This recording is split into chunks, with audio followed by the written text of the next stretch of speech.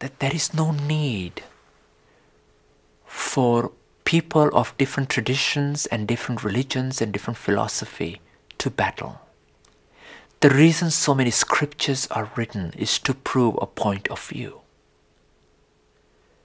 So many scriptures are written to explain that my philosophy is more right than yours. But what it actually means is that another logical person just writes it in a little bit more logical manner. And then a few years later, another logical person who has a better logic overcomes that previous logic. So it's a logic upon logic and rationality upon rationality, depending upon the time and the era of mankind. Out of this are born many different philosophies and many different scriptures. And according to the different temperaments and the climate of civilization, extra reflections are given. That is why there is an abundance of scriptures in every tradition. And sometimes these different scriptures within the same tradition is what creates conflict, because people recite one scripture against the other. What they're actually doing is using somebody else's logic to try and beat somebody else's logic.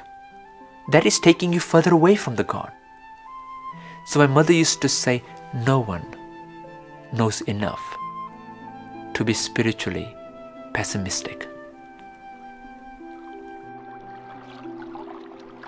Please steady yourself. Steady yourself to know faith is so elusive, you can't hold it. You can't taste it. You can't mold it. You can't shape it as such. It is there all the time. Understand what it means to go from tamasic shraddha into rajasic shraddha into sattva shraddha. There is a divine treasure waiting to be unearthed. Like a famous samurai warrior went up to a wise man and he says, Master, he says, is there such a thing as heaven and hell? And he says, yes, of course there is. He says, can you show them to me? And he says, of course I can. And he says, please.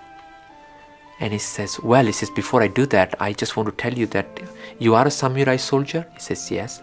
He says, but that sword that you wear, it looks very blunt to me. It looks rather childish, and only a woman should carry that, not a soldier like you. And to insult a weapon of a samurai is the greatest insult you can give. And immediately he got so angry, took out his sword and was about to hit this master. And the master put his head in front of him. And he says, enter the gates of hell, my dear son. And then as he was about to hit him, he heard these words and he stopped.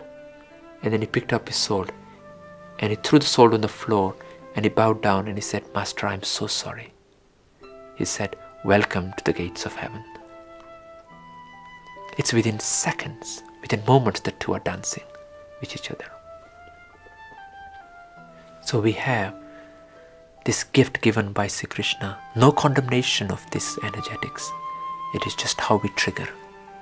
What you are is how the world can be brought forward. And all of us can inspire such a change in people.